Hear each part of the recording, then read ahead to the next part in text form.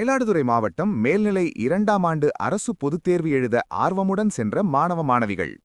மயிலாடுதுறை மாவட்டம் March April 2026 மேல்நிலை 2ஆம் ஆண்டு அரசு பொதுத் தேர்வுகள் 02/03/2026 முதல் 26/03/2026 வரை நடைபெறவுள்ளது.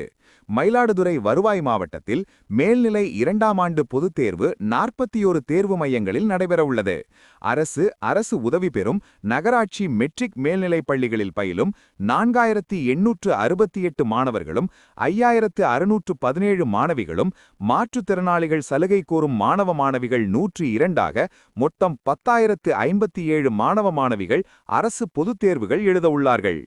இத்தேர்விற்கு வினாத்தாட்கள் மற்றும் கட்டுகள் மயிலாடுதுறை வருவாய் மாவட்டத்திற்குட்பட்ட 2 வினாத்தாள் கட்டுக்காப்பு மையங்களில் பாதுகாப்பாக வைக்கப்பட்டு 24 மணி நேரமும் ஆயுதம் தாங்கிய காவலர்கள் மற்றும் இரவு காவலர்கள் பாதுகாப்பு பணியில் ஈடுபடுத்தப்பட்டுள்ளனர்.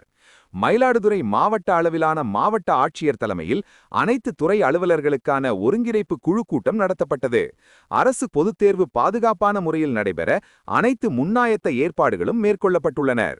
தமிழ்நாடு பள்ளிக்கல்வித்துறை சார்பாக மாவட்ட பொதுத் தேர்வு கண்காணிப்பு அதிகாரி மற்றும் இணை இயக்குநர்கள் தலைமையில் முதன்மை கல்வி அலுவலர் மற்றும் மாவட்ட கல்வி அலுவலர்கள் முன்னிலையில் முன்னாயத்த கூட்ட தேர்வு மைய முதன்மை கண்காணிப்பாளர்கள், துறை அலுவலர்கள் மற்றும் தேர்வு பணியில் உள்ள அனைத்து அலுவலர்களுக்கும் அரசு பொதுத் தேர்வுகள் சார்ந்த வழிகாட்டு நெறிமுறைகள் மற்றும் அறிவுரைகள் வழங்கப்பட்டுள்ளன.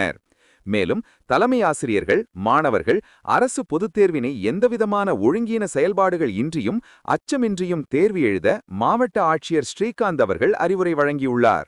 மயிலாடுதுறை அரசியல் மகளிர் மேல்நிலைப் பள்ளி மற்றும் தியாகி நாராயணசாமி நகராட்சி மேல்நிலைப் பள்ளிகளில் மாணவர்கள் தேர்வு எழுத துவங்கினார்கள்.